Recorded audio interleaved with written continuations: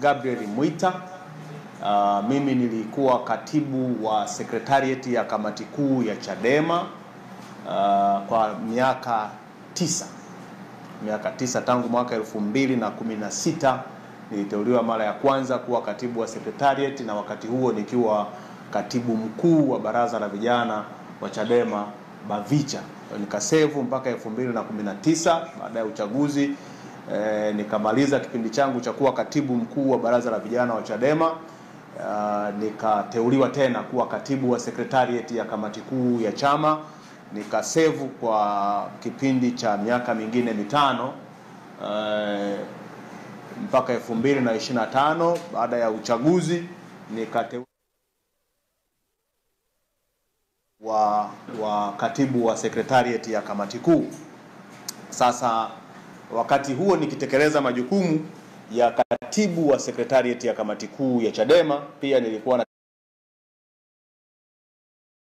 natekeleza majukumu ya mkuu wa mafunzo ndani ya chama, sambamba na mkuu wa tathmini na ufuatiliaji ndani ya chama. Kwa hiyo pamoja na kuwa katibu wa sekretarieti ya kamati kuu ya chama, nilikuwa pia na nafasi nyingine ambazo nilikuwa nazifanyia kazi. Sasa kwa nini nimekuja leo hapa kuzungumza? Nimekuja kutokana na yaliyojitokeza jana mitandaoni na baadhi yenu mkayaripoti kwa namna moja au nyingine, na nikawa napokea simu nyingi sana, simu nyingi kutoka kwa nyinyi waandishi wa habari, lakini simu nyingi vile vile kutoka kwa wanachama, wapenzi, maeneo mbalimbali, kutaka kujua hasa ni nini ambacho kimetokea.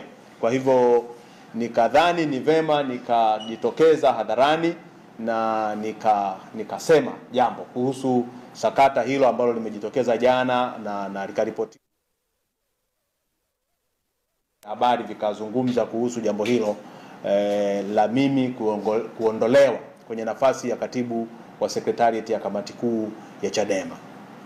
Sasa kwanza niseme ni kweli kwamba nimeondolewa kwenye nafasi ya katibu wa sekretarieti ya kamati kuu ya Chadema, na niwape comfort watu wengi ambao wanaamini kwamba Julius Mwita ameumia sana kuondolewa kwenye nafasi ya katibu wa sekretarieti ya kamati kuu ya Chadema, kwamba sijaumia kuondolewa kwenye nafasi ya katibu wa sekretarieti ya Chadema. Lakini kwa nini nimekuja kuzungumza hapa?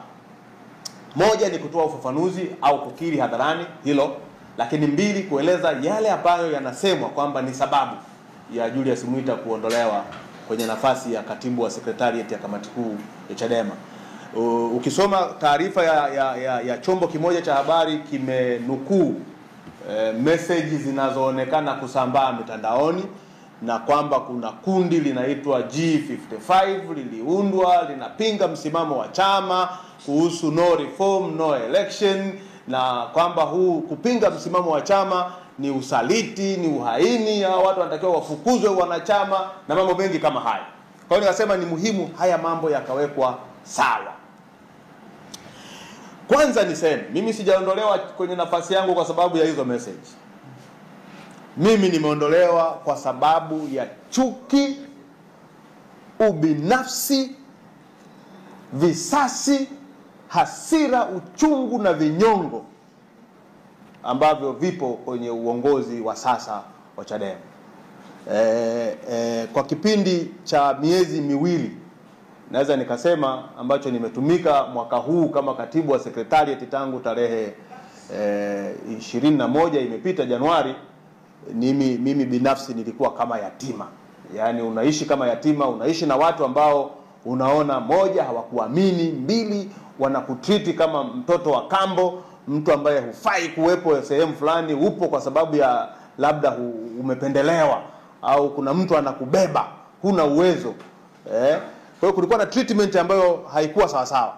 Na niwakumbushe nyinyi waandishi wa habari, na mnakumbuka na wanachadema wanakumbuka, kwenye kikao cha kamati kuu ya Chadema kilichokaa tarehe 10 na 11 Machi makao makuu ya chama, mimi nilikuwepo kwenye kikao cha tarehe 10 Machi.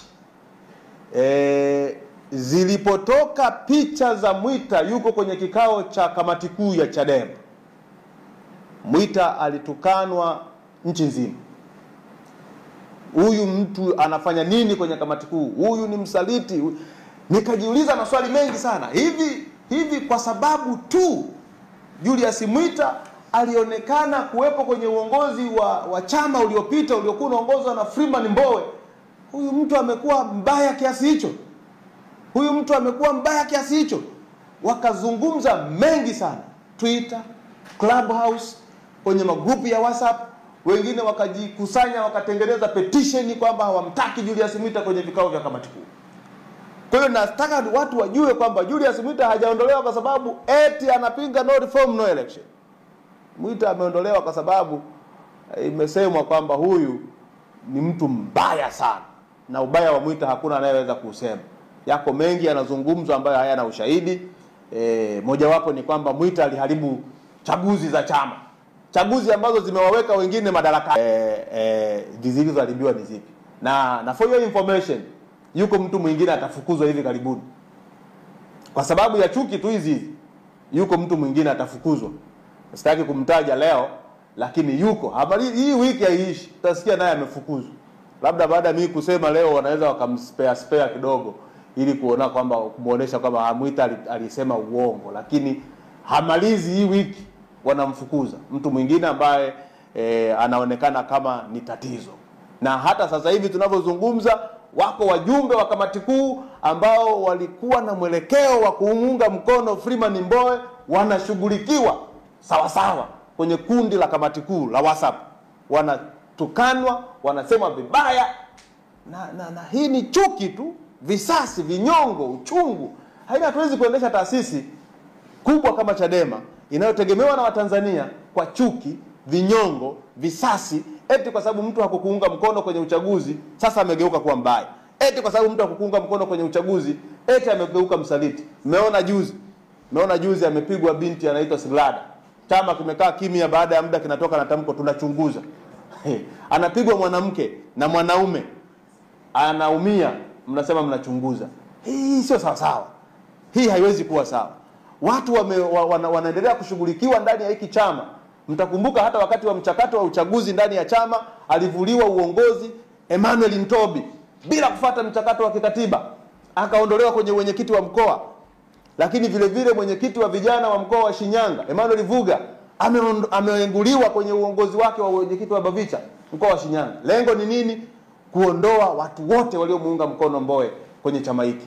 Lakini tunajiuliza, hivi wanachadema wenzetu wanatuchukia sisi tuliomuunga mkono Mbowe kuliko wanavyochukia matendo mabaya ya CCM?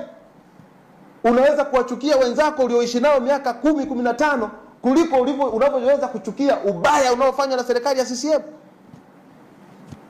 Unarudi tu pale pale kwamba hawa watu wana chuki, wana vinyongo, wana hasira, wana visasi.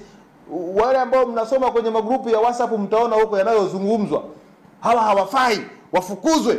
Ni kwa wakati kabla sijaja hapa nasoma wanasema wafuatao wafukuzwe Chadema. Jina la kwanza pale Freeman Mbowe. Anayesema hivyo amejiunga na Chadema mwaka 2023. Anasema Freeman Mbowe afukuzwe Chadema. Unajiuliza hii chuki imetoka wapi? Ile familyhood ambayo Chadema tulikuwa nayo miaka hiyo, tunakaa kama family, imeenda wapi? Ile love iliyokuwepo ndani ya chama imeenda wapi? Sasa nilitaka kwanza nijenge msingi huo. Kama mimi sijaondolewa kwa sababu eti napinga no reform no election, ila nimeondolewa kwa sababu nachukiwa. Nimeondolewa kwa sababu ninaonekana kuwa ni mfuasi wa Mbowe. Sasa Mbowe leo amekuwa mtu mbaya sana kwa Chadema kiasi hicho. Sasa yako mambo nitayasema hapa yatakayoonesha kwamba hii ni chuki tu wala hamna kitu kingine. Kwa hilo ikabidi niliseme hivyo. Lakini jambo la pili, mimi msimamo wangu kuhusu no reform no election, binafsi msimamo wangu no reform no election ni kwa